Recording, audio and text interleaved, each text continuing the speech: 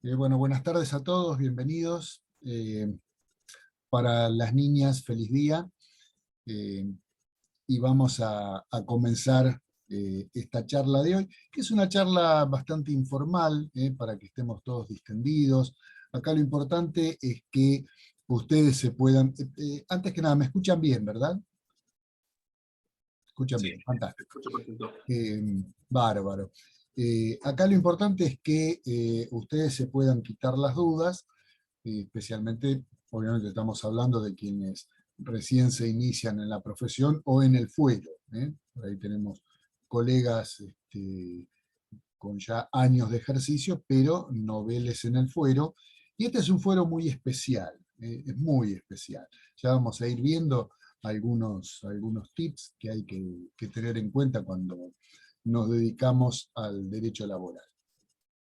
Eh, pero bueno, como está dirigido más que nada a los colegas que recién ingresan en la profesión, sepan que esto nace con la consulta que nos viene a hacer el cliente.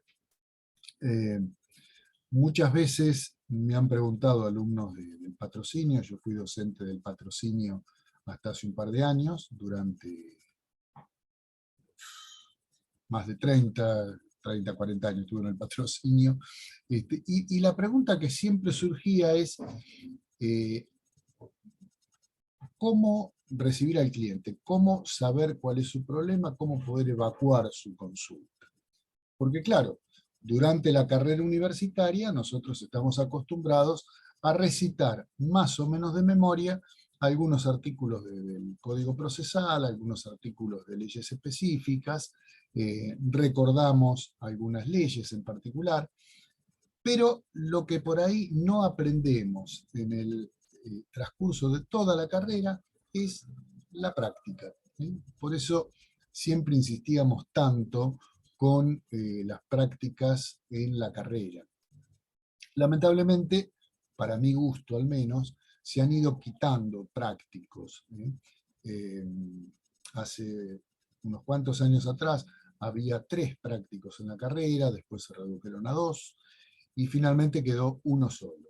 Eh, Repito, para mi gusto personal es muy poco, haría falta más práctica para que uno pudiera salir más allá de con los conocimientos teóricos, con los conocimientos prácticos para poder ejercer la profesión, llevarla adelante.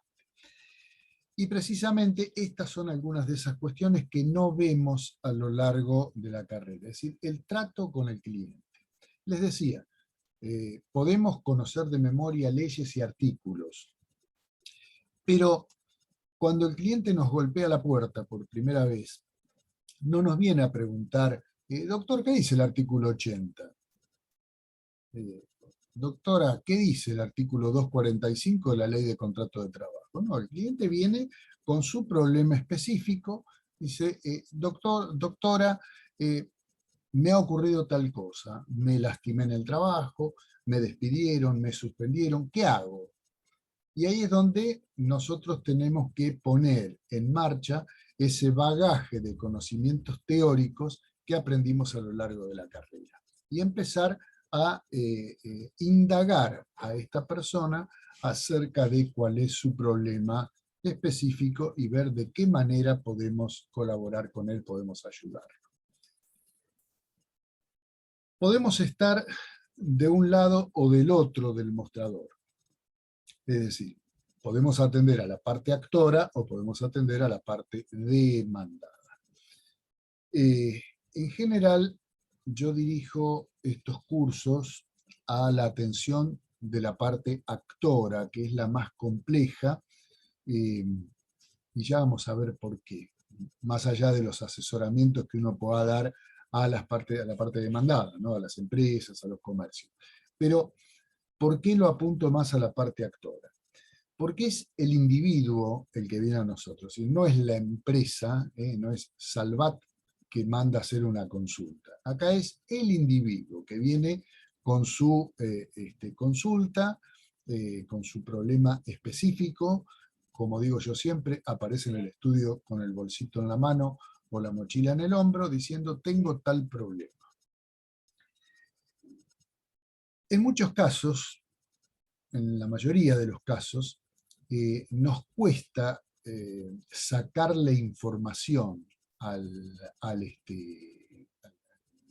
cliente o al futuro cliente. ¿Por qué nos cuesta sacarle información? Perdón, Vera Martínez tiene la mano levantada. ¿Tiene alguna duda? Ah, No, bueno, o no me escuche. Bien, seguimos adelante. No sé si está diciendo algo, Vera Martínez no se escucha, no tiene el audio encendido o algo por el estilo. Yo no le escucho, no sé si... no se le escucha. Capaz tocó por error, no sé. Parece que sí. Bueno, seguimos adelante. Eh, bueno, pero no perderme en el comentario que iba. Decíamos, bueno, viene esta persona con el problema específico y nosotros tenemos que empezar a sonsacarle cuál es el problema. A veces la gente le cuesta expresarse, le cuesta por ahí, por una cuestión en algunos casos de menos instrucción, en otros casos personas que tienen algún grado de retraimiento o se avergüenzan por ahí ante el profesional. Es decir, todas cosas que pasan en la práctica. Y nosotros tenemos que tener la capacidad suficiente para ir extrayendo la información.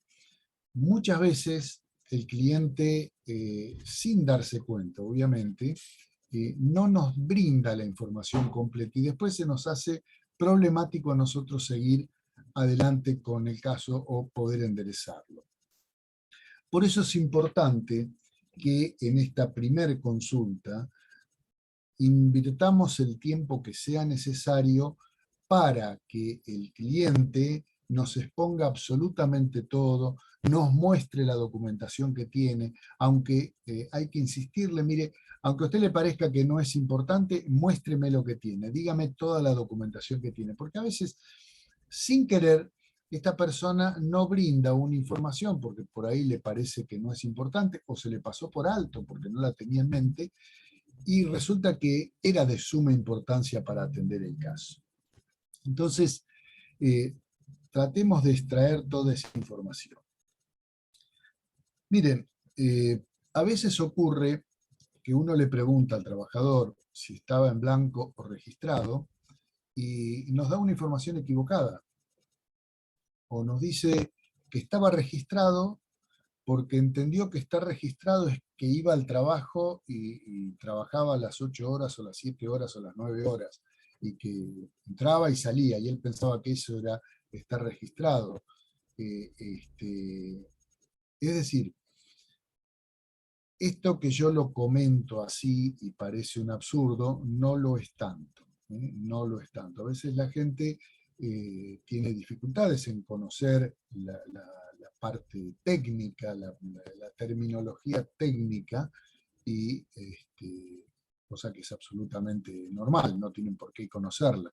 Y reitero, esto es uno de los problemas que a veces se presentan. Si uno le dice, ¿usted estaba registrado o no estaba registrado? Y la persona por ahí le dice, sí, estaba registrado porque entendió eso. Pero en realidad era un trabajador que no estaba registrado, estaba en negro, como normalmente decimos en la jerga. Entonces es importante que nos brinde bien toda la información. Yo no sé si el problema es mi pantalla o es un problema de la facultad. No, me parece que es un problema de... Fíjese si está bien conectada la cámara o no sé. Ahí se le ve bien. Esperemos que se mantenga. Bueno, lo importante es que me escuchen, que me vean no es importante. Es un tema que escuchen.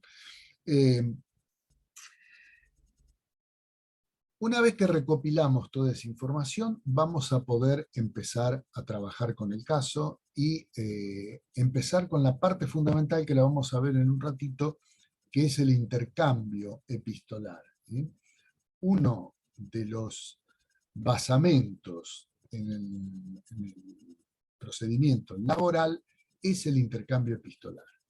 Los telegramas acá, en esta materia, son fundamentales. En otras materias, como es derecho comercial, derecho civil, los telegramas pueden existir o no, no hacen el caso. Pero acá son la parte medular de la demanda. Lo que pusimos ahí después no lo podemos cambiar. Y lo que no pusimos no lo vamos a poder agregar. Así de delicado es el tema. A lo largo del ejercicio uno ha visto muchísimos casos de telegramas mal redactados y de juicios que por ahí se pierden, habiéndose podido ganar, por una errónea redacción de los telegramas, o una redacción insuficiente. Generalmente es eso lo que pasa. La redacción suele ser insuficiente, por eso hoy nos vamos a detener un poquito en ese tema, para que se entienda bien cómo debe hacerse el intercambio epistolar, dentro de el tiempo que tenemos para desarrollar, que no es mucho, así que vamos a tener que ir fragmentando algunas cuestiones. Dicho esto, vamos a hablar primero de cómo es todo el procedimiento, dónde nace y dónde termina el procedimiento. Y podemos hacer un paralelismo entre la capital federal y la provincia de Buenos Aires. ¿Por qué? Porque la mayoría de nosotros trabajamos tanto en capital como en provincia, dada la cercanía y la afluencia de trabajadores en lo que es el Gran Buenos Aires y lo que es la capital federal. Es decir, está tan unido todo que solamente nos separa la jurisdicción, pero normalmente trabajamos en los dos ámbitos. Y vamos a ver que hay algunas diferencias. En provincia de Buenos Aires todavía está vigente la ley de procedimientos anterior, que si bien ha sido modificada, todavía no pudo llevarse a la práctica con la instauración de los juzgados laborales.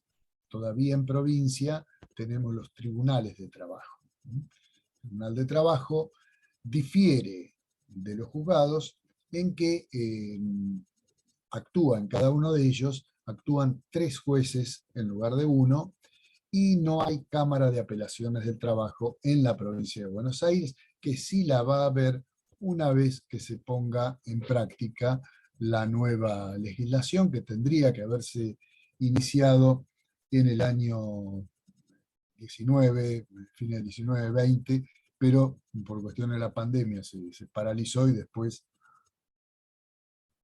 no se ha retomado el camino, porque obviamente hay muchas cuestiones para poderlo poner en marcha, cuestiones presupuestarias, cuestiones edilicias, cuestiones de nombramientos de jueces, nombramientos de secretarios, nombramiento de personal, porque hoy un tribunal cuenta con 3 jueces, una secretaria y el personal de ese juzgado.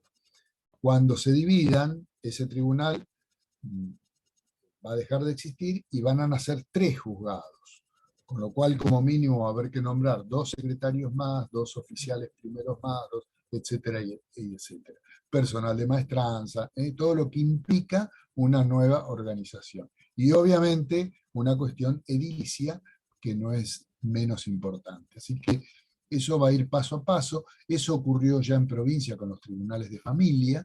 Los viejos tribunales de familia se convirtieron en juzgados, se agrandó la Cámara, porque acá comenzó a funcionar una sala más, o 2, de acuerdo a las jurisdicciones, en las cámaras civiles, que entienden también o actúan como tribunal de alzada de los juzgados de familia. En el caso del fuero laboral, se van a crear cámaras específicas del derecho laboral, con lo cual también van a hacer falta nombramiento de jueces, creación de salas, etcétera, y demás. Así que eso va a venir con el tiempo. Por el momento, sigue vigente la ley anterior con los tribunales. Decía entonces que acá tenemos una diferencia ya de entrada en cuanto al procedimiento. En la capital, en el ámbito de la capital, tenemos un inicio con la conciliación laboral obligatoria, que obviamente no existe en la provincia de Buenos Aires. Me pone nervioso esta cámara, pero me parece que no es de acá el problema. No sé, doctor, cómo solucionarlo, la verdad. Ahí está, ahí se le ve bien. No, sí, no sé, la verdad que funcionaba bien y de golpe dejó de funcionar. Eh, Trataremos de manejarnos así, o no la miraré tanto, así no me distraigo. Les decía que en Capital Federal, a partir de la sanción de la ley 24635, se creó el SECLO. El SECLO es el servicio laboral de carácter obligatorio, que debe hacerse previo al inicio de cualquier demanda del fuero laboral, excepto algunos casos puntuales que los vamos a analizar también. Este organismo no depende del Poder Judicial, sino que depende del Ministerio de Trabajo. Es un organismo ajeno, dependiente del Ministerio de Trabajo. La sigla justamente es Servicio de Conciliación Laboral Obligatoria.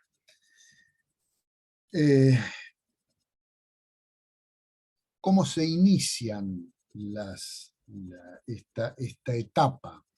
Bueno, esta etapa tiene dos maneras básicas de iniciarse. Una es por parte de la actora y otra es por parte de la demandada. Y tenemos audiencias obligatorias, que son las genéricas, y tenemos audiencias espontáneas, que son una especie dentro de aquellas. ¿Qué significa una cosa y la otra?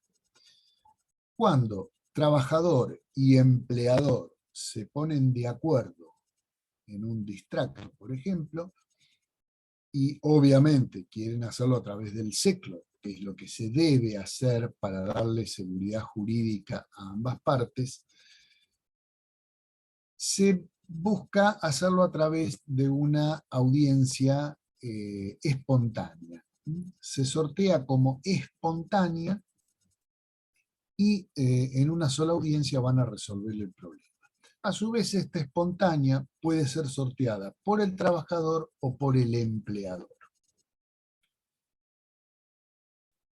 El trámite es muy sencillo, por ahí es más complejo explicarlo que hacerlo, porque lo único que hacemos es seguir las ventanitas que se nos van abriendo en la pantalla para completar los datos. O sea que no requiere mayor desgaste en explicación porque es la sumatoria de datos que se van incorporando. Cuando es obligatoria y que la inicia el trabajador, también es muy sencillo de hacer.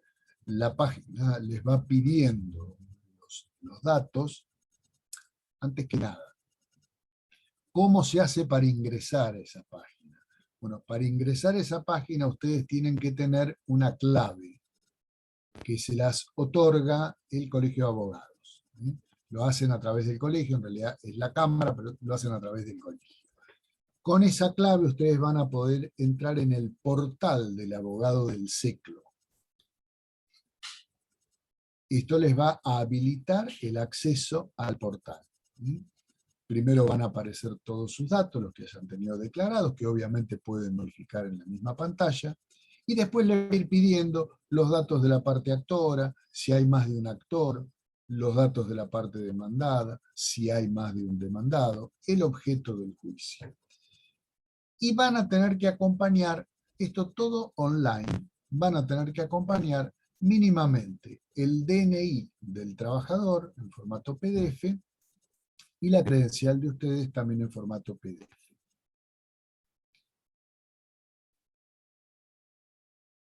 Dato muy importante.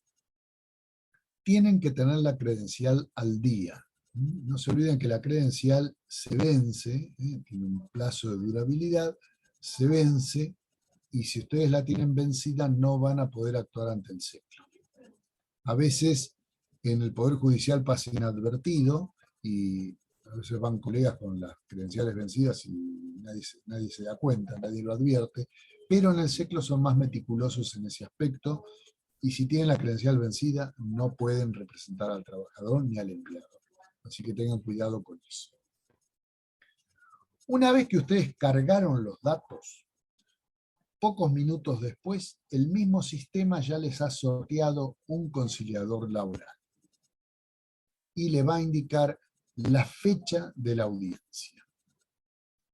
Hasta antes de la pandemia, este trámite primero se hacía en forma presencial, después se hizo en forma virtual y presencial, había un mix, y las audiencias que se fijaban debían ser presenciales.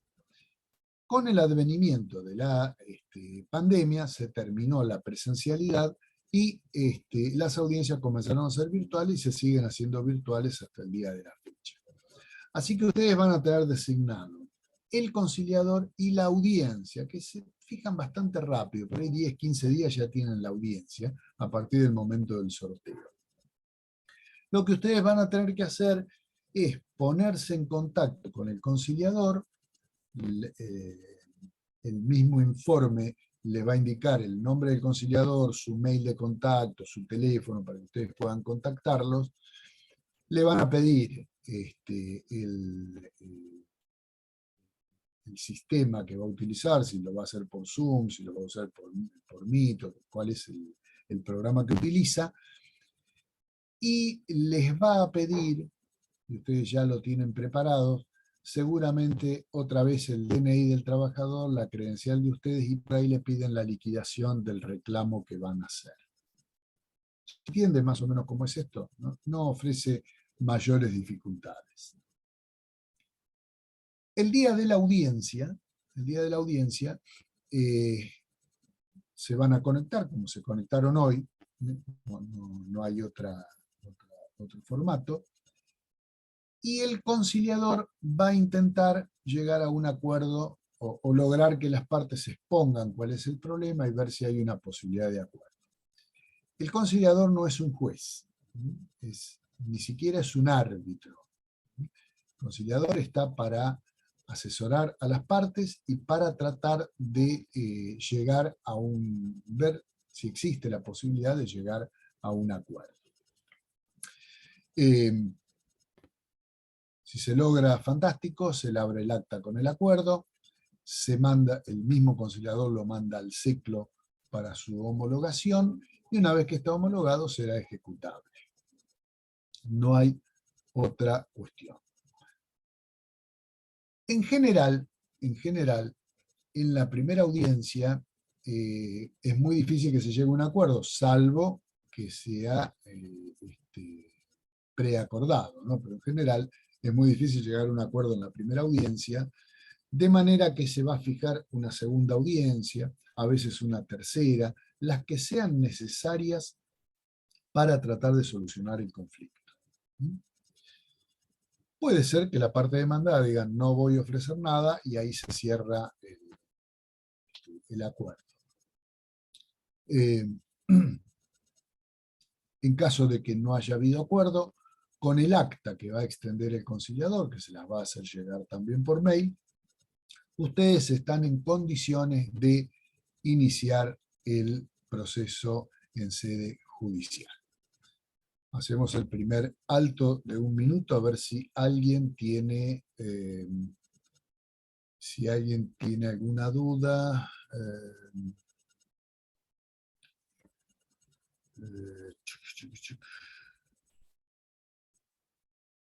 Bueno, parece que no hay dudas con esta primera etapa. Si alguno tiene una duda, puede preguntarla, si no la he escrito.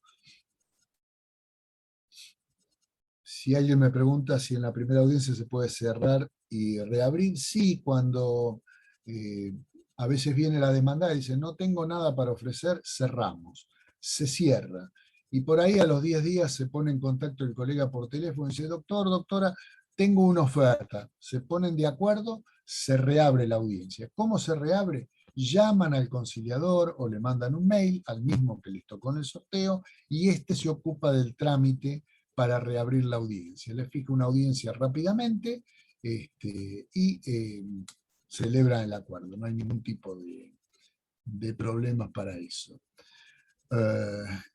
En provincia de Buenos Aires no hay SECLO, se inicia directamente. Sí, hay una posibilidad de hacerlo, de hacer algún trámite en el Ministerio de Trabajo, pero no es obligatorio.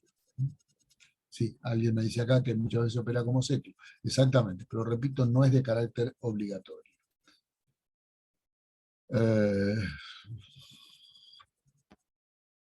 ¿Qué monto vale la pena para cerrar? Y eso va a depender de cada caso. Imposible sería. ¿Cómo serían los honorarios? Acá empieza la parte importante, la parte que nos interesa a todos, los honorarios. Los honorarios se pactan. Normalmente en el fuero laboral, el honorario siempre se pacta en un 20% a cargo de la demandada. Normalmente es el 20% a cargo de la demandada.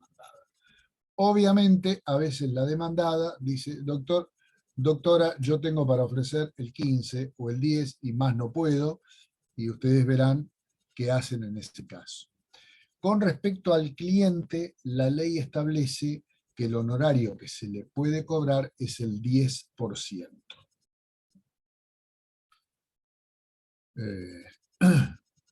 Con respecto al cliente, y lo dejamos ahí.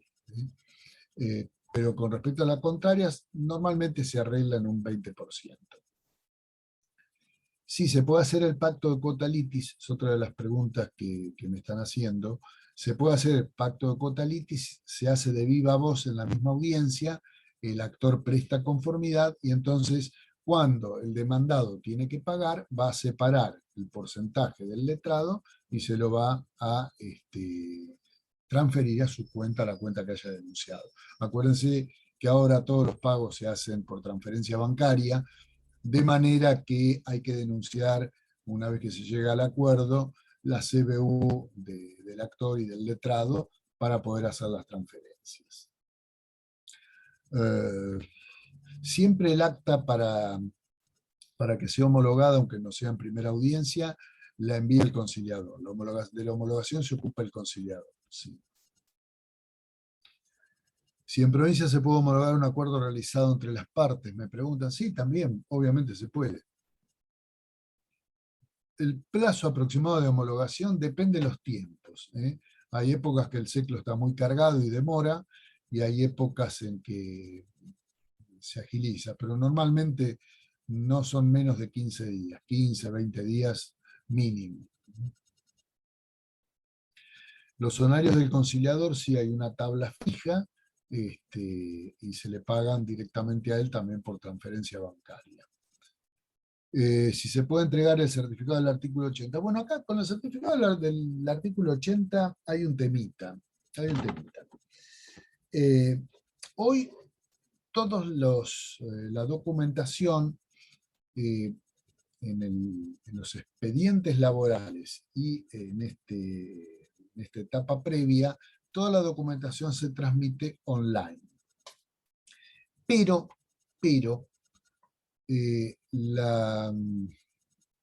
el ANSES aún no ha modificado el sistema de recepción y exige los instrumentos físicos, o sea, el certificado físico, el certificado del PS 6.2 que otorga la HIT tiene que ser físico.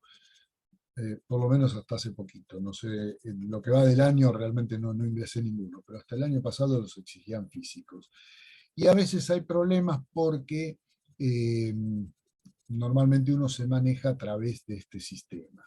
Pero lo que sí se puede hacer es, en la misma audiencia, combinar con el colega de la demandada para que retenga él los certificados físicos y el trabajador los puede ir a retirar por su estudio o a veces por la misma empresa.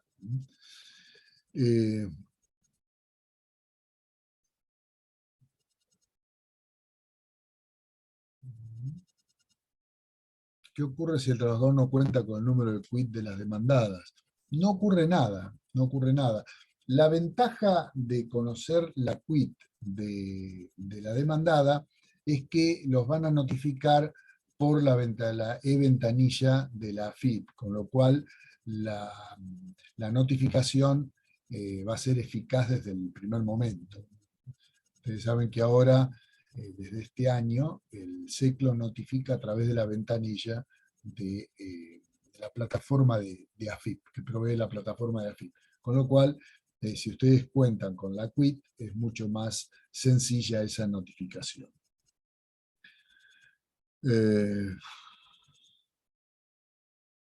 Esa también es una buena pregunta. ¿Cuánto tiempo tengo para interponer la demanda desde que se cierra el SECLO? En realidad, no tienen un tiempo desde que se cierra el SECLO. El artículo 252 de la LST establece un plazo de 2 años para que no caduquen los reclamos del trabajador. 2 años que se incrementan en 6 meses por la interposición ante el SECLO. O sea que en definitiva, ustedes cuentan con 2 años y 6 meses desde que se produjo el distracto, en el caso de un despido, o desde que nació el reclamo, son 2 años y medio contando el SECLO. Pero no importa cuánto tiempo pasó desde que hicieron el SECLO. Sé que ustedes hicieron el SECLO a los 3 meses. Igual cuentan con los 2 años y medio. No es como en el caso de la mediación civil, que les pone un plazo desde que se cerró la mediación. Acá no existe ese plazo. El plazo en general es de 2 años y 6 meses.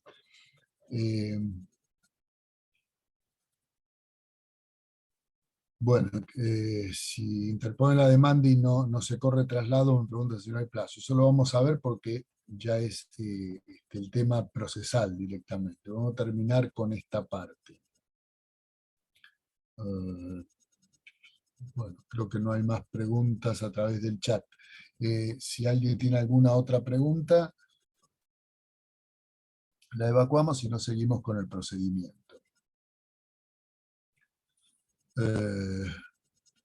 Ustedes pueden aceptar o no los certificados del artículo 80, no es obligatorio aceptarlos. Puede que se pongan de acuerdo en que le entregue el certificado y no estén de acuerdo en la parte económica y siguen adelante con el reclamo económico, pero el certificado lo pueden aceptar igual. Bien, me preguntan si el intercambio telegráfico interrumpe la prescripción. En realidad, de acuerdo al Código Civil, el intercambio telegráfico interrumpiría por 6 meses o por 1 año el plazo de prescripción. Es una materia que trae dudas, no hay un criterio unánime. En muchos casos se ha aceptado y el solo hecho de haber efectuado el intercambio telegráfico extendió el plazo bastante más allá del 252. En otros casos no se han aceptado. O sea, no hay un criterio uniforme, y hasta donde yo conozco no hay fallo de la Corte que pueda unificarlo. Por ahora, el criterio en general es que sí, es que siempre se está a tratar de beneficiar al trabajador, ¿no? Siempre, acuérdense, la ley 26428, el artículo 9, que establece que en caso de duda siempre se está a favor del trabajador, entonces también se aplica en estos casos. Bien. Espontánea con trabajador en negro. Sí, se pueden hacer espontáneas con un trabajador no registrado. Se pueden hacer de todas maneras, siempre y cuando se abone el total de el reclamo impetrado por el trabajador. Se puede hacer, se puede hacer. Bien, se puede aceptar el certificado del artículo 80, pero firmando en disconformidad debido a que contiene una fecha falsa. No, en ese caso no lo acepten directamente y listo. reclámenlo en la etapa judicial. Bien, pasamos entonces a el procedimiento judicial. Si terminamos con esta etapa, no se llegó a un acuerdo, el conciliador nos extiende el acta, nos manda el acta, y ese es el elemento que vamos a necesitar para poder iniciar la demanda laboral. Antes, veo que tiene la mano levantada el doctor Barbieri. Sí, habilite el micrófono y Ahí dígame. está, sí. Ahí lo tiré. Buenas tardes, ¿cómo le va? ¿Qué tal? Viene el cliente. Sí. Bueno, me cuenta, me pasó esto, me pasó esto. Ahora, abogado, ¿cuánto me va a salir a mí hacer este juicio? Sí. Normalmente le cobramos el 20% al cliente. Nos olvidamos del SECLO. Cuando viene a hacer la consulta, mire, si esto se resuelve en el SECLO, le voy a cobrar el 10% de lo que se obtenga. Si tenemos que ir a juicio, va a ser el 20% de lo que se obtenga. Y si no se obtiene nada, Y nada. Nada. Esto no es un juicio civil. En un juicio civil o en un juicio comercial, uno pacta un honorario, hace un convenio de honorarios y cobra de todas maneras. En los procesos laborales nosotros hacemos un pacto de quota litis. Esto es, que vamos a obtener un porcentaje de lo que se puede obtener. Ese pacto que hacemos con el cliente, ese convenio, háganlo siempre por escrito y lo acompañan cuando inician la demanda. Vamos a diferenciar otra vez, provincia y capital. En capital, basta que ustedes incorporen un texto en el cuerpo de la demanda diciendo, poniendo en conocimiento del juzgado que se ha celebrado un convenio de honorario con el trabajador, por medio del cual éste reconoce a su representante letrado el 20% de los montos que por cualquier concepto se obtengan de esta litis. Ese pacto le pedimos al juzgado que sea ratificado por el trabajador y homologado por el juzgado en el momento procesal oportuno. ¿Qué hace el juez en su momento? En primera audiencia lo cita al trabajador, ahora se hace por Zoom, y le dice, señor, acá hay un convenio por el cual usted está reconociéndole a su letrado el 20% de lo que se vaya a obtener de la demanda. ¿Es así? ¿Está de acuerdo? El trabajador obviamente va a decir que sí, entonces el juez lo homologa. Con esa homologación ustedes se aseguran que en caso de obtenerse algún beneficio de la litis, el honorario lo van a percibir porque directamente el juzgado les va a transferir a ustedes ese porcentaje pactado. perdón, doctor, al margen de eso, igual tiene que pagar el bono acá en Capital, el bono para el Consejo de Abogados y la tasa de justicia, ¿o no? No, tasa de justicia en Capital no, la tasa de justicia la paga el demandado una vez que se termina el pleito, se liquida la tasa de justicia. Lo que paga el letrado es el bono del Colegio Público de Abogados. Muchas gracias. Por nada, al contrario. Esto es en capital. En provincia, además de pagar el bono, paga el anticipo previsional. En capital es solo el bono. No sé si me quedó algo en el tintero. Les decía, el tema del convenio. En capital es así. En provincia, en algunos departamentos judiciales se lo admiten así. Por ejemplo, en Morón se los admite de esta manera. Siempre pongo estos ejemplos porque son los más clásicos. En San Martín no se lo admiten de esta manera. Hay que acompañar un convenio aparte. Lo pueden adjuntar con la demanda, pero tiene que ser un convenio donde se especifica lo mismo, que ustedes van a percibir ese porcentaje que han pactado con el trabajador. Y ese convenio, obviamente, tiene que ser homologado por el tribunal.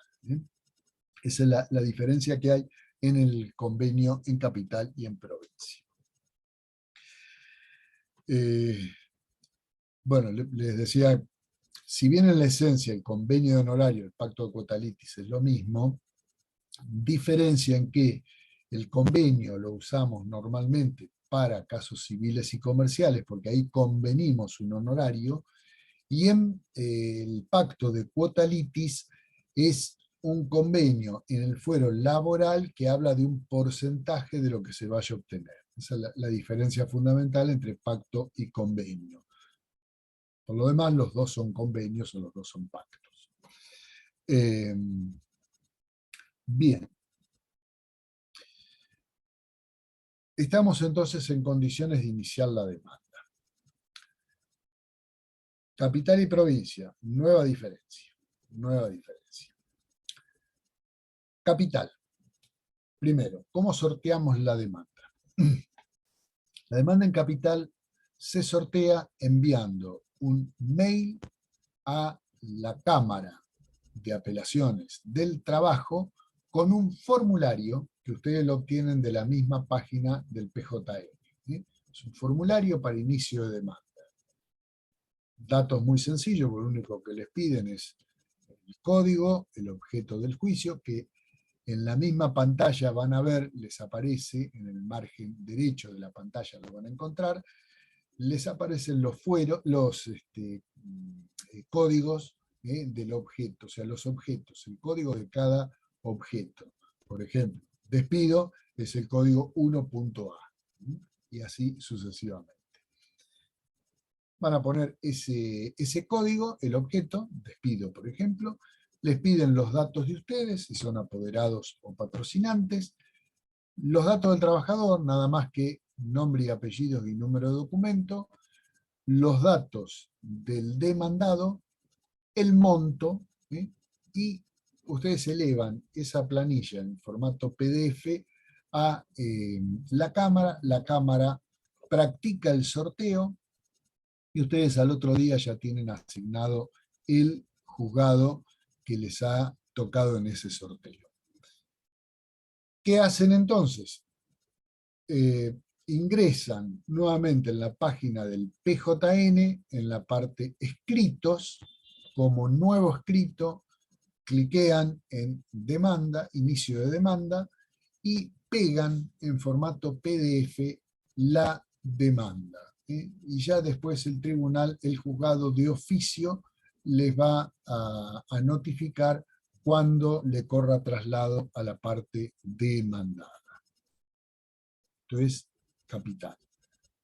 En provincia también hay que ingresar en la página de la Suprema Corte, en el caso de la provincia de Buenos Aires, pero ustedes ahí para hacer el sorteo tienen que tener la demanda, toda la documental que van a ofrecer en formato PDF, documento por documento, en formato PDF, a diferencia de capital, que hay que juntarlos en un solo PDF, en provincia hay que dividirlos, porque si no, no lo van a poder subir, y la planilla también del sorteo, el bono y el IUS, y mandan todo junto. Y después van a ver, les van a notificar cuál es el tribunal que toma la causa para poder seguir adelante. Esta es la forma de los sorteos, brevemente explicada para que ustedes tengan una noción. Me preguntan si el poder, si se tiene que hacer antes. Ustedes tienen dos opciones, iniciar la demanda por derecho propio o por poder. Si es por derecho propio, suscribe el escrito de demanda del trabajador y listo. Y si es por poder, lo hacen antes en la Cámara laboral, por supuesto. Eso no ofrece ninguna dificultad, porque también ingresan en la página del PJN, van a encontrar un link que dice poderes, hay poderes para laboral y para la seguridad social. Así que ustedes entran en poderes laboral, llenan el formulario y le mandan un mail a la Cámara Laboral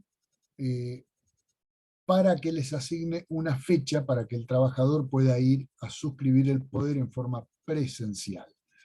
Se lo van a dar para 2 o 3 días después, es muy rápido, y cuando el trabajador va, suscribe el poder, les asignan un número que ustedes tienen que decirle al trabajador que se los diga inmediatamente, y ustedes con ese número ingresan nuevamente en la página y encuentran el poder, lo graban en formato PDF y ya lo guardan para el momento de iniciar la demanda. Me preguntan en el mail cuál es para iniciar la demanda en Java. Es el mail institucional de la Cámara. Cuando ustedes abren la página se van a encontrar, porque cada Cámara tiene un mail distinto. El de la Cámara Laboral es trabajo, en la Cámara Civil es civil, así que no van a tener ninguna dificultad en eso. Me preguntan si esta clase queda grabada. Sí, la graba graduados. Después si necesitan algo pueden pedirla ahí. Si la suben al canal de YouTube, generalmente sí. Generalmente sí. La verdad que no sé esas cuestiones, mucho no las conozco, pero en general sí las suben. ¿Qué es más conveniente, si el poder o patrocinio? Miren, tener poder les da la facilidad de trabajar con más soltura. No tienen que llamar al trabajador cada rato para que le suscriba un escrito. Ser patrocinante tiene menos responsabilidad. Esa es la gran diferencia, porque ustedes lo único que hacen es patrocinarlo. Si el cliente no firma un escrito, ustedes no lo pueden presentar. De la otra manera, ustedes son responsables de los pasos procesales.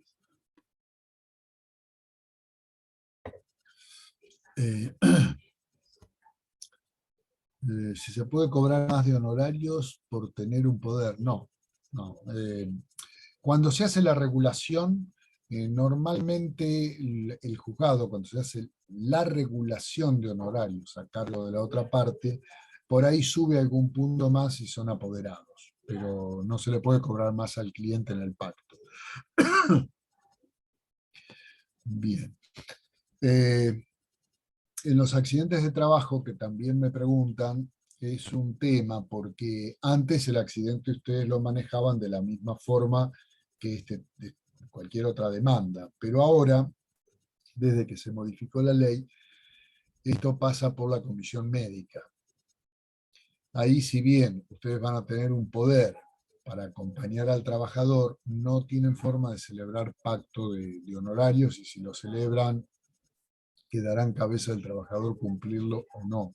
No hay una retención por parte de la superintendencia, en el caso de tener que pagar, para responder a honorarios. Así que eso es un tema. Salvo que se trate de una demanda que ustedes tengan que iniciar por grado de apelación, por disconformidad con el dictamen de la comisión médica, entonces ahí sí van a hacer un convenio, pero lo van a hacer en el fuero laboral. Si ustedes hacen la apelación en la superintendencia, no van a tener posibilidad de hacer el convenio. Bien. Valeria Chacón me preguntaba si puedo repetir, no sé dónde fue que se le cortó, Chacón. Si me dice dónde es, con mucho gusto.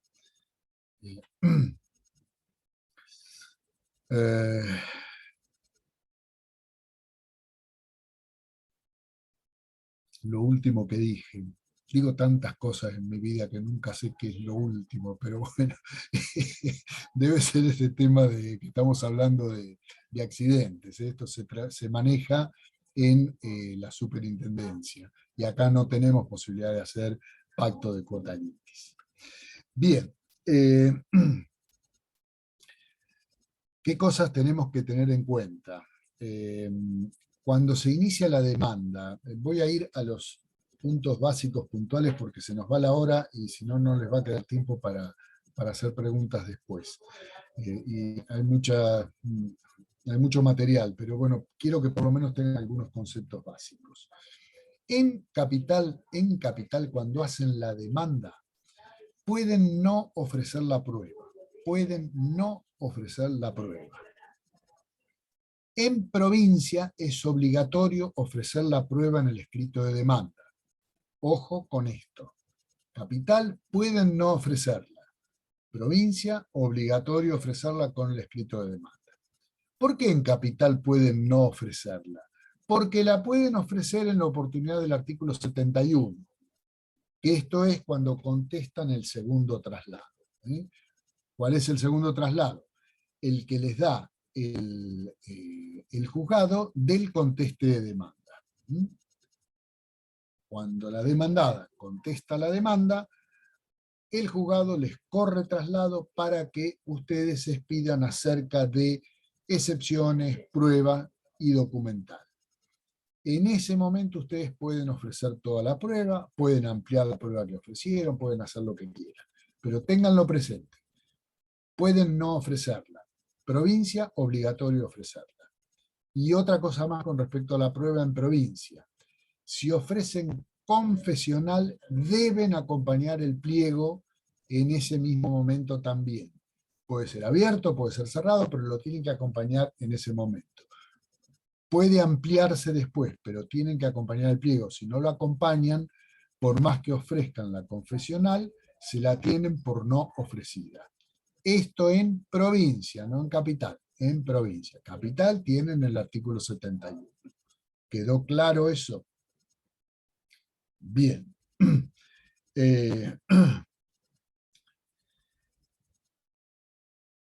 No hay audiencias preliminares en el fuero laboral. Antiguamente existía la famosa audiencia del artículo 68, después se modificó la ley y ya no hay audiencia preliminar. O sea que se presenta la demanda, se contesta la demanda y después se abre a prueba.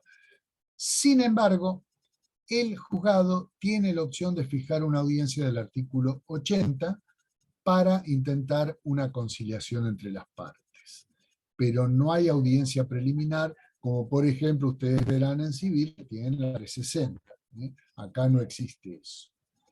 Y en provincia normalmente les van a fijar una audiencia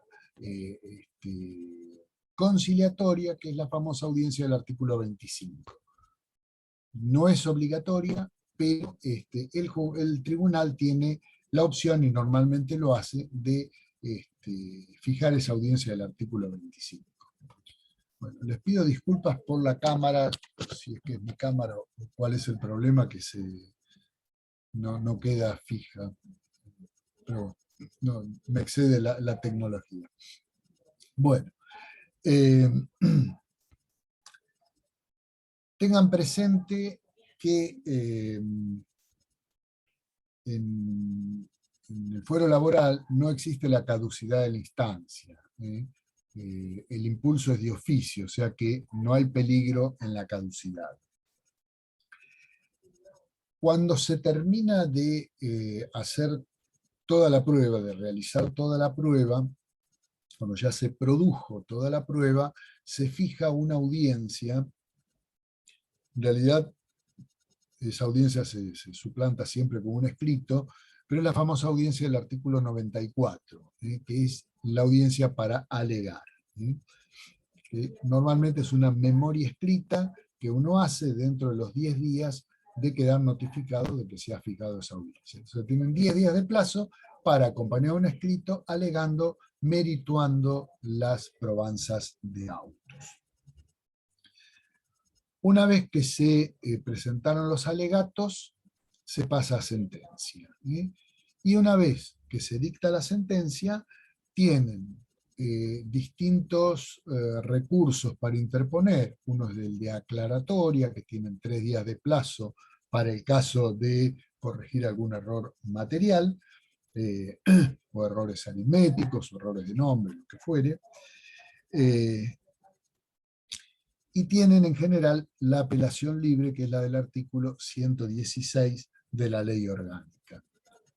Otra cuestión para tener en cuenta, otra cuestión para tener muy en cuenta, cuidado con la apelación en el fuero laboral.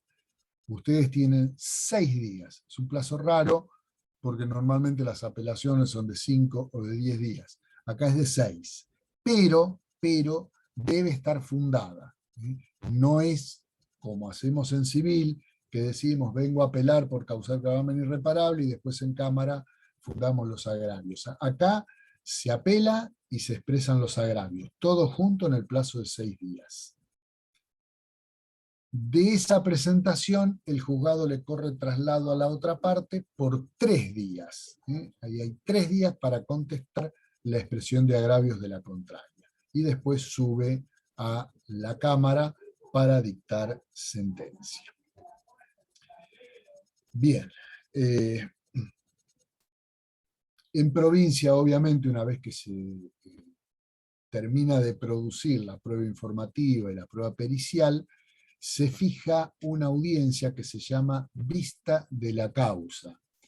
Y en esa audiencia de vista de la causa, delante de los jueces declaran los testigos, absuelven posiciones, se hace el alegato in voce en ese momento y luego pasa el expediente para dictar sentencia, que solamente es apelable por ante la Corte para casos específicos, pero ya no se excede la materia, por lo menos para que ustedes tengan una noción de cómo es esto.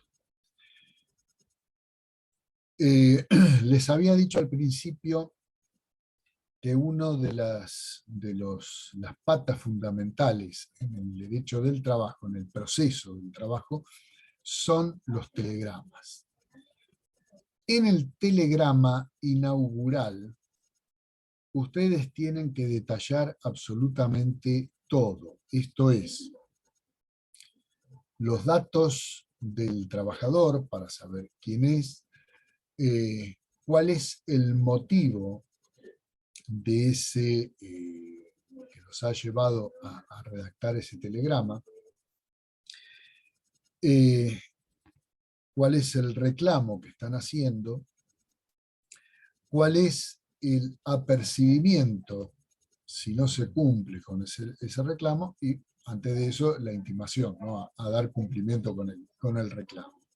Es fundamental que tengan estos pasos, y además es fundamental en el primer telegrama que ustedes intimen al empleador, en el caso de trabajadores no registrados o mal registrados, a que los registren o regularicen esa inscripción que está mal hecha dentro de los 30 días bajo el apercibimiento de las multas que establece la 24013. Todos estos temas es fundamental que ustedes los invoquen en el primer telegrama, porque después no lo van a poder hacer. Y además, tienen que enviar un telegrama a la AFIP, si es que están haciendo algún reclamo por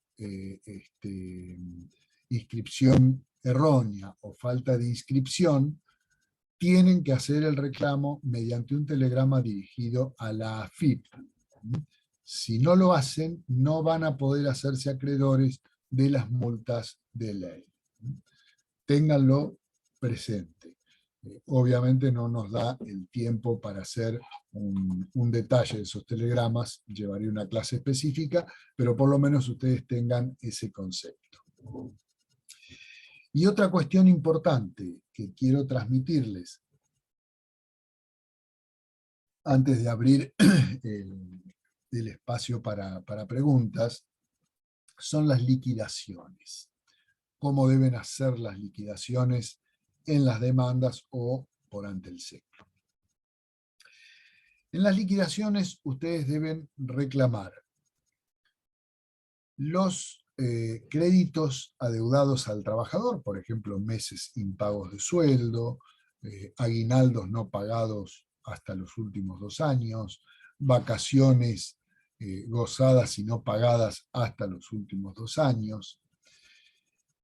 Y después de todos esos créditos que se reclaman, tienen que reclamar los que hacen al fondo de la litis, es decir, indemnización por antigüedad, preaviso, si es que no se otorgó, calcular el aguinaldo sobre el preaviso,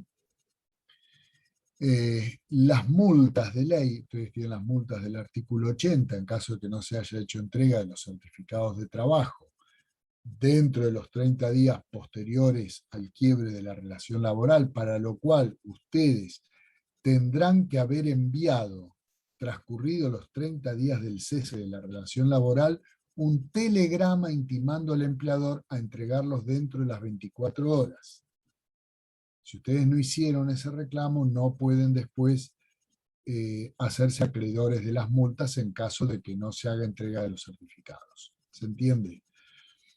Todo esto lo van a tener que poner en la liquidación. Y todas las multas que sean, que puedan progresar en ese tipo de demanda, sean las de la 24013, artículos 8, 9 o 10, artículo 15, las de artículo 80 que acabamos de mencionar, y las de la 25323, artículo 2 o artículo 1 y 2 si corresponde. Bien, esto es más o menos para que ustedes tengan un panorama de todos los ítems que debe contener esa liquidación. Preguntan, si no tomó vacaciones en periodos anteriores, ¿se puede reclamar en la liquidación como no gozadas? No, tengan cuidado con esto, tengan cuidado con esto. Recién les dije, pueden reclamar liquidación, vacaciones gozadas y no pagadas. Las vacaciones que no se gozaron se perdieron. Ahora, ustedes bien pueden manifestar que las vacaciones se gozaron, el trabajador se tomó las vacaciones pero no se las pagaron, entonces reclaman las vacaciones. Esas vacaciones llevan aguinaldo, también tienen que calcularles el porcentaje del aguinaldo, y lo mismo que el preaviso. Y en provincia pueden reclamar el aguinaldo sobre la indemnización por antigüedad, en provincia. En capital hay una acordada de la Cámara que no desechó el aguinaldo sobre la antigüedad, pero en provincia sí existe. Que pasen un reclamo por una relación laboral que no está registrada y la empleadora contesta en telegrama que está en concurso. ¿Se puede iniciar igual la demanda? Sí, ustedes pueden demandar igual en el fuero laboral, lo único que después, una vez que obtengan la sentencia, van a tener que ir a formar un incidente en el concurso o en la quiebra, si es que ya se llegó a una quiebra. Pero ustedes pueden hacer todo el reclamo en sede laboral. Si el trabajador no está registrado y además sufrió un accidente laboral, ¿se puede reclamar todo en el primer TCL? Sí, se puede reclamar todo. En provincia de oficio intiman a instar el proceso bajo apercibimiento de caducidad, y la segunda vez dictan la caducidad. Esto es en el fuero civil y comercial, pero no en el laboral. No en el laboral. No existe la caducidad en el fuero laboral. Por supuesto que cuando intima el tribunal, lo intiman bajo apercibimiento de archivar las actuaciones. Y ustedes pueden desarchivar las actuaciones 10 años después y continuar con el procedimiento. Es muy raro que los intimen bajo apercibimiento de decretar caducidad en el fuero laboral, en provincia. ¿Qué pasa cuando un trabajador que presenta un certificado médico por WhatsApp porque se encuentra en otra ciudad internado y el empleador manda un telegrama con una... Se me fue el chat, no terminé de leerlo. El plazo para contestar telegramas normalmente es de 48 horas. ¿Qué pasa si el trabajador exige verbalmente que se lo registre jornada real completa y ante ello el empleador despide? ¿Debe persistir la relación laboral para reclamar? No, ustedes lo reclaman en ese momento y ya es suficiente. Muy por parte demandada, citamos audiencia artículo 25, el demandado no se presentó y no hizo más movimiento. No puedo pedir la caducidad, no. Pero si está yendo por la demandada, ¿cómo es? Bueno, en todo caso, pidan la palabra y me lo preguntan, porque los chats pasan muy rápido y no termino de leerlos. No alcancé a terminar de leer, pero alguien me decía que iba por la demandada y el demandado no se presentó, no entendí, debe ser el actor el que no se presentó. Si es la audiencia 25, bueno, no pasa nada, sigue el procedimiento. Si hay dos quit, sí, puede demandar a las dos. Si hay dos quit, puede demandar a las dos. No sé, Gianluca, si está en línea, si me está escuchando. Sí, estoy acá. Ahí está. Creo que sería ideal por ahí que vayan pidiendo la palabra. Dale. Porque se me pasan muy rápido los chats y no alcanzo a leerlos. Dale, bueno, entonces recuerden todos que abajo tienen un iconito que dice reacciones, eso. Y ahí pueden levantar la mano, yo las voy a ir habilitando en orden. Así que nada, ahí tenemos a María Noelia con la mano levantada, así que le damos la palabra. Hola, ¿qué tal? Buenas tardes. ¿Qué tal? Buenas tardes. Yo era la que había preguntado con el mensajito, el certificado médico, ahí habilito la cámara, el certificado médico con el WhatsApp, Sí, porque se encontraba el trabajador en otra ciudad por problemas médicos, le presenta al y es internado en el mismo momento que está siendo revisado. Entonces, presenta el certificado por medio de WhatsApp y a los días recibe el telegrama de la suspensión por no haberse presentado a trabajar, cuando hay una imposibilidad física claramente de presentarlo al certificado, ¿no? En formato físico. correcto. Entonces, eh, y a la persona le imponen una suspensión de 14 días, sin goce de sueldo y obviamente perdiendo el presentismo. Sí. ¿Qué se podría hacer en ese caso? Se ¿Cómo puede se reclamar. contestaría el intercambio? Se puede reclamar perfectamente porque el trabajador estaba imposibilitado en ese momento de enviar telegrama. Entonces notificó por WhatsApp, guarden la pantalla de WhatsApp, es prueba suficiente, ya la jurisprudencia es conteste con eso, así que no van a tener problemas, se lo van a reconocer. Perfecto, muchas gracias. Por nada. Sí. Bueno, le damos la palabra a Matías. ¿Dónde está Matías? Pues Sí. Hola, ¿qué tal? ¿Qué tal? ¿Qué tal, doctor? ¿Cómo le va? Muy Bueno, bien. yo tengo una pregunta de índole procesal, no sé si se podría hacer acá, Claro. con un juicio ya iniciado. Yo tengo un caso laboral en el cual intimé por el artículo 9 o 10, no recuerdo ahora, de la 24013, por pago de sumas en negro. La realidad es que está en periodo de prueba, está fijada la audiencia testimonial, pero estoy preocupado en el sentido de cómo formular las preguntas a los testigos, ex compañeros de trabajo de mi clienta, para probar este pago en negro. Bueno, es una de las cuestiones más dificultosas, poder probar que había un pago en negro. Testigos que trabajaron con ese empleador, ¿no? Sí, claro, claro. La forma más eficaz es precisamente testigos que hayan trabajado con el mismo empleador y que hayan visto, que hayan presenciado cuando al actor se le pagaba en negro. Cuando se le hacía un pago que obviamente no queda registrado, no fue a su cuenta sueldo, se lo deben haber dado en mano, en sobre. Entonces, es fundamental que el testigo pueda indicar que vio, que percibió en qué momento, en qué ocasión, ¿no? Cuando le entregaban un pago adicional en forma no Y, registrada, en forma clandestina. y respecto a él, por ejemplo, formular una pregunta si usted también, para que diga el testigo si Sí, sí. percibió al momento. Sí, que no sea indicativa la pregunta.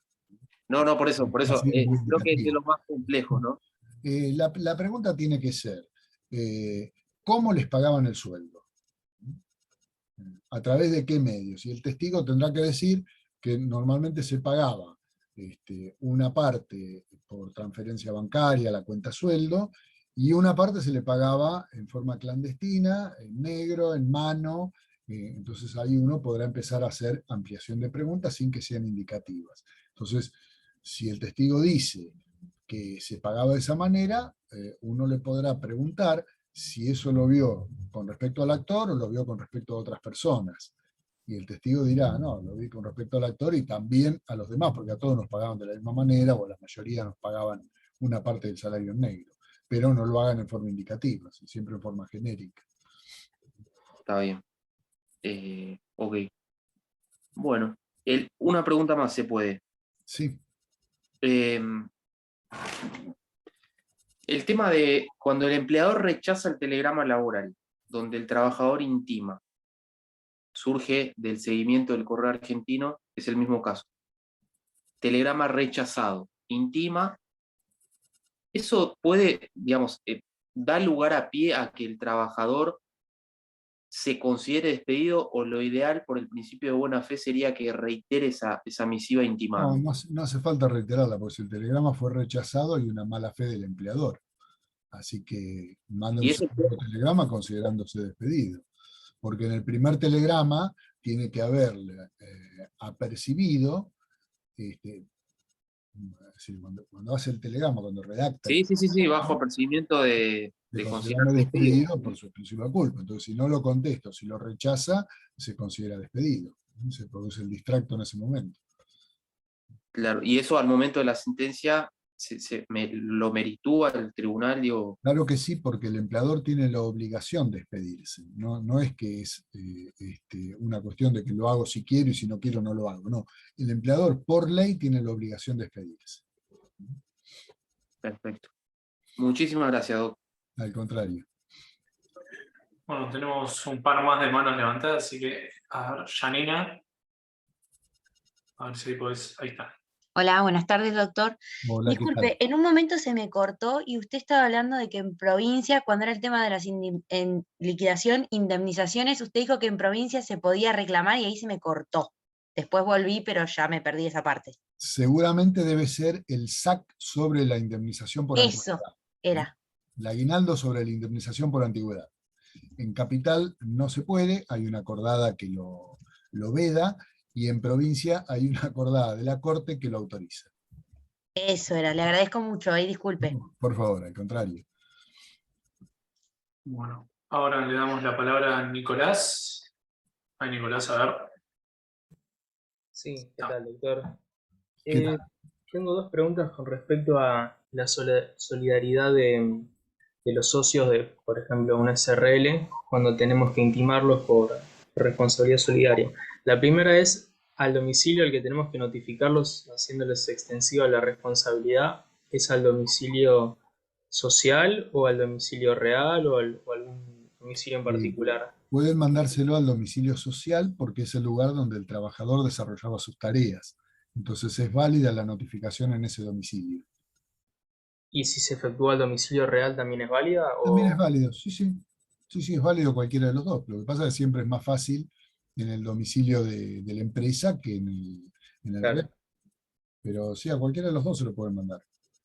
Buenísimo. Y la otra, sobre el mismo tema, cuando los notifico haciéndoles extensiva la responsabilidad, basta con un solo telegrama, o sea, mandar solo un telegrama basta, o tengo que considerarme despedido indirectamente también notificando a los socios y el certificado.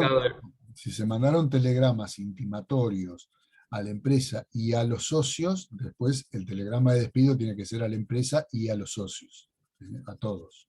Así como también lo certificó el artículo 80 y posteriores notificaciones. Exactamente. Bien, y la última, en una SRL, cuando me refiero a los socios, tengo que ser claro sobre qué norma legal de la ley de sociedades le cabe, si es una SRL, una SA, o puedo de forma genérica hacer referencia al artículo 54 de la ley de sociedades de la culpa de los socios. ¿En los telegramas? Sí. No, ni siquiera hace falta mencionar ningún artículo. Ah, buenísimo. Uno demanda a fulano, a mengano y a sutano. Después será una cuestión de probar en el proceso que estas personas eran integrantes de la sociedad y por eso fueron demandados, porque el trabajador estaba en negro, con lo que hace presumir que había una sociedad constituida a los efectos de provocar fraude en el trabajador. Buenísimo, gracias. Bueno, le damos la palabra a Jerónimo. Hola, sí, buenas tardes, Doc. ¿Cómo anda? Muy bien. ¿Todo bien? Sí, le quería hacer una consulta respecto puntualmente a la toma del caso y al momento de iniciar el caso. Generalmente se le hace un relevamiento al cliente sobre los riesgos o posibles riesgos que hay de que, yo que sé, alguna prueba determinante, como puede ser la de testigos, no pueda resultar del todo bien, y a veces se lleva una sentencia en contra, habiendo ya explicado esto al cliente, ¿no? De manera verbal. Pero, ¿usted recomendaría dejar este relevamiento de riesgo por escrito frente a una posible acción que pueda realizar luego, más allá de la competencia o no de la mala praxis o algo parecido? Miren, siempre uno tiene que tratar de resguardarse porque nunca se sabe qué va a ocurrir con la otra parte. De manera que, máxime, si actúan como apoderados, es prudente que ustedes, cuando escuchan el relato del trabajador, lo vayan tipeando o lo hagan después, lo llamen al trabajador para que lo lea, lo ratifique y les firme, y ustedes se guardan ese escrito como respaldo. Eso siempre es bueno. Perfecto, gracias. A eso apuntaba la pregunta, ¿no? Correcto. Sí. Sí, disculpame. Ahí a Valeria le damos la palabra. A ver, Valeria, si puedes habilitar el micrófono. Sí, ¿qué tal? Buenas tardes, doctor. Yo le quería consultar si cuando uno inicia el intercambio telegráfico, intima por 48 horas a la correcta registración y después tiene que esperar 30 días para poder iniciar SECLO, por ejemplo, ¿o no? Sí, sí, claro, porque tiene un plazo de 30 días el empleador para registrar la situación. Si no aunque no lo haga, aunque uno se considere despedido, sí o sí tiene que esperar los 30 días. Y para hacer ese reclamo, sí, porque si no estaría dentro del plazo en que puede dar cumplimiento. Claro. Claro. Bueno, perfecto, entonces. Y una vez que uno inicia el SECLO, ¿en cuánto tiempo más o menos asignan la audiencia? Les decía al principio cuando hablamos del tema que son muy rápidas. Normalmente en 10, 15 días ya tienen la primera audiencia. Perfecto. Bueno, gracias. Y la otra consulta. ¿Se envía el mismo telegrama a la FIP que al empleador o directamente se le hace saber a la FIP que se está intimando al empleador? Ustedes pueden mandar el mismo telegrama o repetir la parte de intimación a que registre la situación. Es decir, intimo plazo de 30 días de registre debidamente la relación. Esa partecita final, ustedes se la pegan al telegrama de la FIP. Y le notifican a la FIP, le dicen que mediante telegrama se intimó al empleador en los siguientes términos. Y cuando mencionan al empleador, le ponen el nombre y, si lo tienen, que es lo ideal, la quit y el domicilio. Entonces, pongo en conocimiento de esa administración que en el día de la fecha, mediante TCL, se intimó al empleador Juan Pérez, tanto, domiciliado en tal parte, en los siguientes términos. Y le ponen esa parte de la intimación. Bueno, perfecto. Muchas gracias, Doc. Por nada. Bueno, ahora le damos la palabra a Janina. Ahí, Janina, a ver si puedes activar. Ahí está. Sí, sí.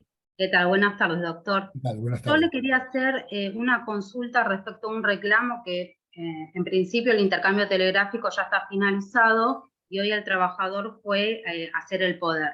El tema es el siguiente.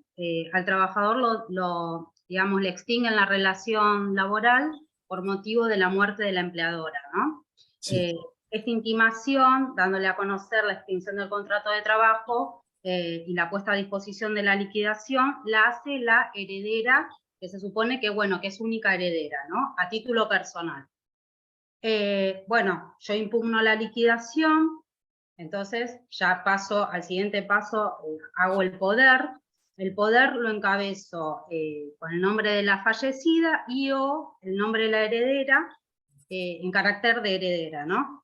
El tema es el siguiente, cuando el trabajador va a hacer el poder, yo como estoy viendo el tema de los aportes de ANSES para ver si, porque a mí me figuraban por AFIP algunos aportes que habían sido retenidos y no ingresados, cuando chequeo la constancia de quit de la fallecida, me surge por AFIP sucesión y el nombre de la fallecida, ¿no?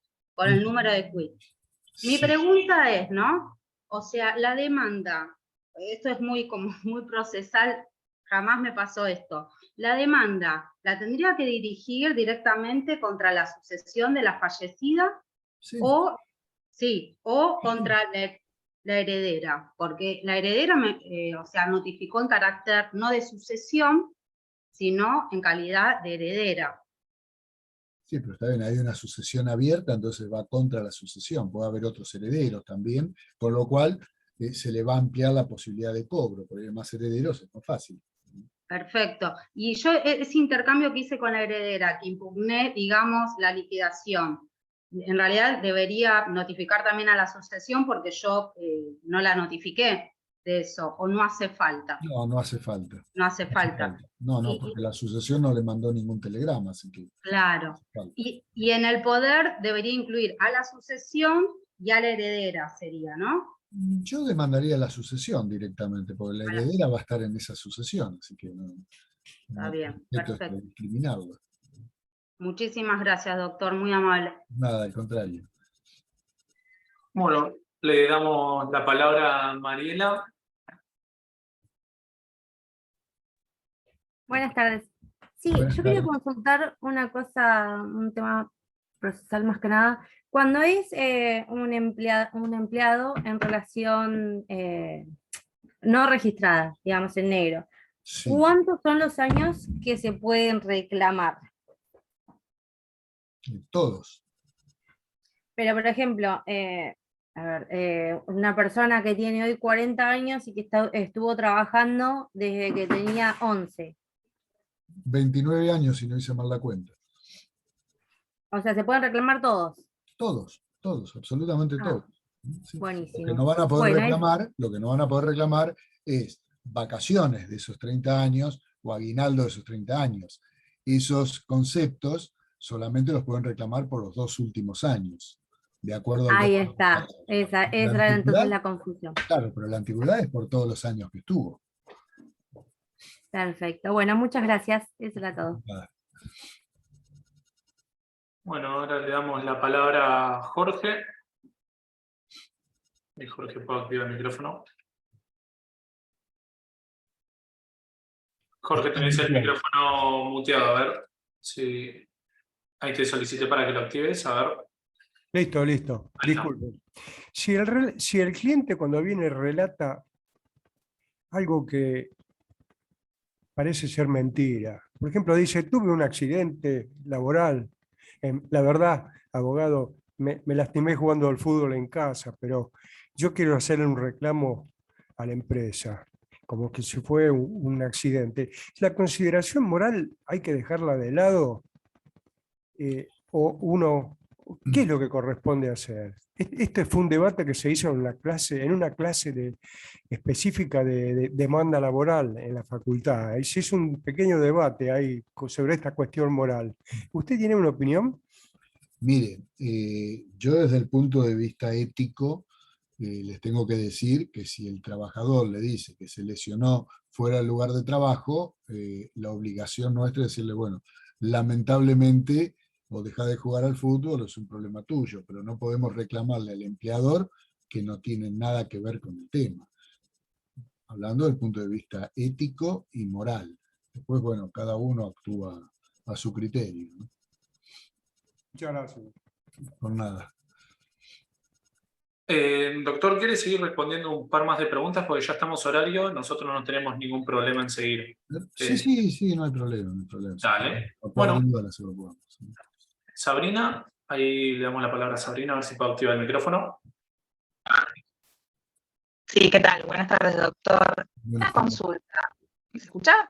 Sí, un poco. Se escucha medio raro, pero se escucha. ¿Se escucha cómo? Perdón. Como trabado, como medio robótico se te escucha. A ver, ahí está mejor. A ver, habla. Sí, quería hacerle la siguiente consulta del siguiente caso. Un trabajador que no registrado en casa particular, cuidaba a una persona mayor, esta persona fallece, por lo tanto se queda sin empleo.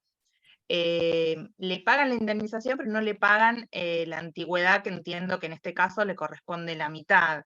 Exacto. Le hicieron una nota en la que decía indemnización, por tanto, en concepto de liquidación final, no tiene la copia, porque no se la dieron y no la tomó, y mi pregunta es la siguiente: en el intercambio telegráfico, entiendo que debo denunciar el fallecimiento, pero ¿se denuncia esta liquidación o no?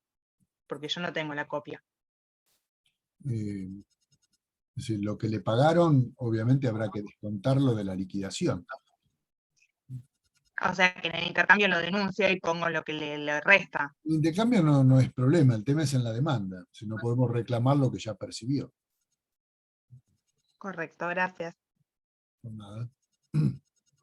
Bueno, ahora le damos la palabra a María Valeria. A ver, ahí está. Ahí ya tenés el micrófono activado, María. No sé si estás hablando, no se te escucha. A ver. Si no... Sí, Ahí buenas está. tardes. Quisiera hacer 3 preguntas, si es posible. Las voy a hacer bien concretas. Una con respecto a un trabajador, a una trabajadora que tiene que su horario de trabajo es de 8 horas, de los cuales en un comercio, por ejemplo, mañana en una librería y a la tarde en otro comercio. El intercambio telegráfico, en el caso de un despido directo, ¿cómo sería para contestarla? ¿A dónde se dirigiría el empleador? ¿A dónde dirigiría ¿a dónde dirigiría el empleador el telegrama laboral? Si está en dos negocios, digamos, a pesar de que pertenecen al mismo empleador. Esa es la primera pregunta. No sé si la tiene clara. ¿A dónde dirige el empleador el telegrama? El telegrama se lo dirige Exacto, al sí. domicilio del trabajador, al domicilio que tenga registrado en la empresa. No sé si esa es la pregunta. Bien, bien, bien. Esa es una pregunta. Con respecto a otra, hay una reforma del Código Procesal en mi provincia, el Código Procesal Civil, y hace referencia, que está muy vinculada con el tema del Código Civil. Los poderes en el ámbito laboral, ¿tendría que ser un poder especial o un poder que se le otorga al abogado? ¿Tiene que ser un poder especial o un poder general? Para el trabajador tienen un poder gratuito, todo el proceso laboral para el trabajador goza del beneficio de gratuidad, se lo hace en el mismo tribunal, es decir, lo confecciona el abogado, ustedes van a encontrar modelos por todos lados, en cualquier colegio van a encontrar modelos de poder. Poder ad litem, sí. Claro, es decir, no es ad litem porque lo hacen ustedes, no lo hace el juzgado. Lo hacen ustedes, lo mandan al trabajador al tribunal de turno de la jurisdicción que corresponda, y ahí se lo suscribe el secretario y se lo devuelven para que lo tengan ustedes en su poder al momento de iniciar la demanda. Por supuesto que también es válido un poder notarial, pero ya hay que pagarlo y normalmente el trabajador no dispone de fondos. Distinto es el caso del empleador. El empleador sí tiene que hacerlo en forma notarial. Perfecto. Sí, sí, esa es una reforma importante. Y la tercera pregunta y la última es con respecto al tema de la prescripción. La verdad que, bueno, yo entré tarde. Son 2 años los rubros de verdad, es así, ¿verdad? Sí, sí. Sí, sí, son 2 años, artículo 252. Perfecto, gracias. 256, perdón. Bueno, ahora le damos la palabra a Marina Costa. Sí, hola, buenas tardes para todos. Hola. Doctor, quería volver, creo que fue Jerónimo el que preguntó en relación a la mala praxis o a que si la prueba no nos resulta favorable, la posibilidad quizás de no sacar un resultado favorable para nuestro cliente. Yo lo que entendí es que era conveniente quizás hacerle firmar como una especie de consentimiento informado, no sé si estoy utilizando bien el concepto, de darle esta explicación para el caso de que la prueba no sea tan contundente o que la prueba nos pueda llegar a poner en una situación no tan beneficiosa, o sea, explicarles esta situación y que ellos firmen esta posibilidad, teniendo en cuenta que en nuestra profesión nosotros estamos obligados a no tener resultados, sino que es una profesión de medios, ¿no es cierto? Entonces digo, más allá de esto, es conveniente hacerle firmar como estos comentarios para el caso de que la prueba no sea favorable y que entonces caigamos en no tener una sentencia a favor de nuestro cliente. No, como usted bien dijo, en materia laboral la obligación nuestra es de medios, no de resultados. Exacto. Y si usted desempeñó correctamente su profesión en el desarrollo del proceso, el resultado es aleatorio. O sea que nadie puede responsabilizarla por eso. Yo lo que decía, que lo que sí es conveniente hacerle firmar al trabajador el detalle que él nos da, el relato que nos hace, para que nosotros nos ajustemos a eso, y si hay un reclamo, podamos demostrarle al juzgado que nosotros hemos reclamado lo que el trabajador nos dijo. Excelente. No hace falta el consentimiento que sí se utiliza en el fuero civil, en medicina, por ejemplo, acá no es necesario. Perfecto, muchísimas gracias, doctor. Al contrario. Bueno, a ver, le damos la palabra a Martín. Hola, doctor, gracias por estos minutos. Hola, ¿qué tal? Le quería consultar, doctor, tema de honorarios, a ver si yo lo que tengo en la mente está bien. Yo sé que en Capital se suele cobrar, al menos si se cierra en Seclo, un 20% al trabajador, y si se va a juicio, un 30% al trabajador. Y a su vez, en Seclo tengo entendido que, digamos, la parte que arregla, la parte demandada, le da un 20% más al abogado. ¿Esto es así, doctor? Estamos un poquito distorsionados con los porcentajes. Como les decía al principio, en el Seclo al trabajador no le podemos exigir más del 10%. La parte demandada está obligada a pagar el honorario que se pacte en ese momento, que normalmente es el 20%, a veces menos. Y en la etapa judicial le podemos exigir al trabajador hasta el 20%, y a la parte demandada también el 20%. Más de eso no van a conseguir. O sea, van a tener el 20 y el 20, un 40%.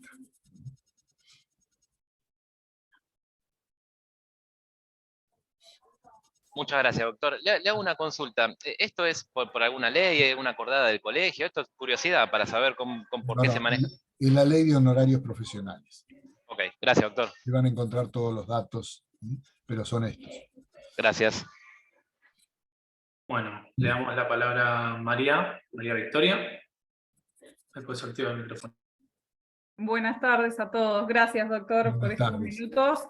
Dale. Bueno, voy a hacer son preguntas simples. En el Ministerio de Trabajo en Provincia de Buenos Aires, representando a empleadores, cuestión poder, ¿sí o sí debe ser hecho mediante escribano público? No hay otra, Sí, es igual que en notariales. Bien. Y la otra, que nunca estuve en una audiencia de vista de causa, y ahora hay algunos casos que directamente acá en la zona de Pilar, particularmente los tribunales no están, digamos, fomentando las audiencias de conciliación voluntarias, digamos, en donde podíamos llegar a un acuerdo. Y mi pregunta es esta: un cliente que nos vino a ver, digamos, vencido el plazo para contestar demanda. Contestamos de todos modos, el tribunal proveyó, digamos, que se tiene, digamos, por contestada, pero fuera de término. Entonces, y ya fijaron fecha de vista de causa, ¿no? Sí. ¿Cuáles son las consecuencias? Obviamente yo tomando recaudos, cuando el cliente nos vino a ver, armamos, digamos, un escrito donde manifestábamos que llega a nosotros vencido el plazo, pero digo, porque no sé después qué debo hacer. O sea... Al estar contestando fuera de término, se tiene por no contestada la demanda. No sé por qué el tribunal dijo por contestada. En realidad el tribunal lo que tendría que haber dicho por presentado parte, eso sí, porque según uno se presenta en el momento que quiere, más allá de que haya perdido un derecho, como en este caso el de contestar demanda. Si la presentación es tardía, entonces no puede tenerse en cuenta. De manera que, en este caso, que usted representa la parte demandada, no puede producir prueba. Lo único que puede hacer es controlarla. Y en la audiencia de causa, lo mismo. Puede controlar, va a poder interrogar a los testigos de la otra parte, pero no va a poder poner posiciones a la otra parte, ni va a poder presentar testigos. Solamente controlar los de la parte actora. Exactamente. Confundió mucho cuando decía téngase por contestada la demanda fuera de término. Entonces, por ahí es un error de, claro, téngase por contestada fuera de término, estuvo toda la frase, no hay coma en el medio, claro, ¿no? Téngase claro, por contestada fuera de término, como si hubiera dicho, téngase por no contestada. claro. Muchas gracias, porque no sabía si avanzar, si intentar, como nos ha pasado a veces que uno intenta producir la prueba y que me digan que no, o qué hacer. Al estar fuera de término no hay posibilidad. Se perdió justamente esa posibilidad. Gracias, doctor, muy amable. Por nada. Bueno, le damos la palabra a Héctor. Soy Héctor. Está muteado, Héctor. Sí, ahí le di para... Ahí está. Ahí está, ahora. Buenas tardes. Buenas tardes. Linda la charla. Me quedó una duda ahí, porque se hablaba hoy con el despido en sucesión. Se inicia la sucesión mortis causa, indestate. Hay 3 herederos. ¿A quién se le manda el telegrama? ¿A la sucesión y a los 3 herederos? O a la sucesión, directamente a la sucesión. Nada más que eso es. Bárbaro, fantástico. Gracias. Un gusto. Bueno. Hacemos la última pregunta. Le damos la palabra a Jessica. Jessica, a ver si puedes activar el micrófono.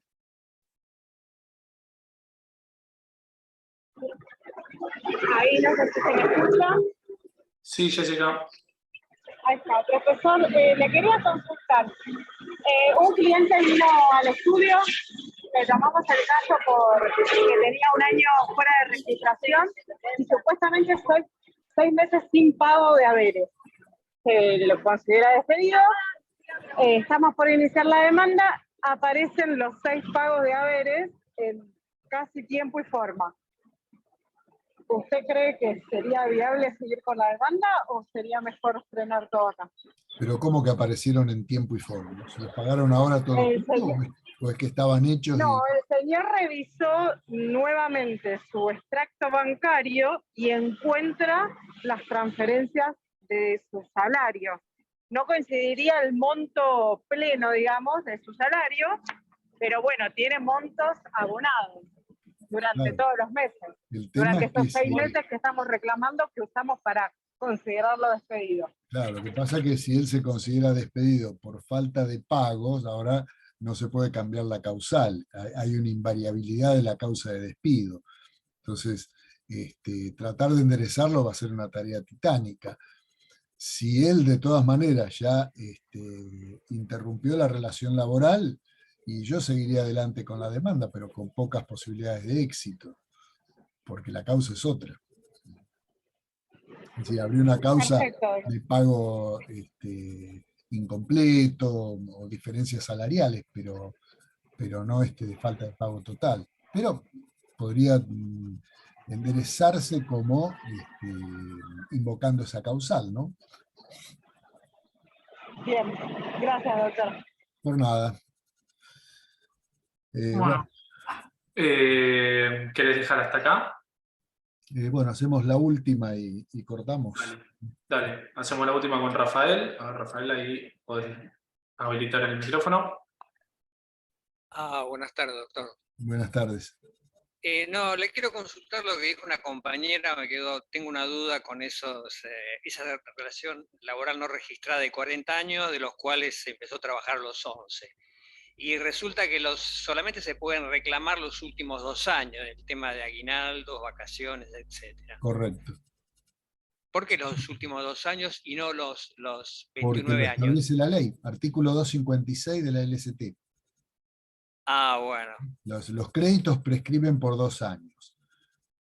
Ah, claro, claro. Todo crédito laboral prescribe por 2 años, no la antigüedad, porque la antigüedad es una.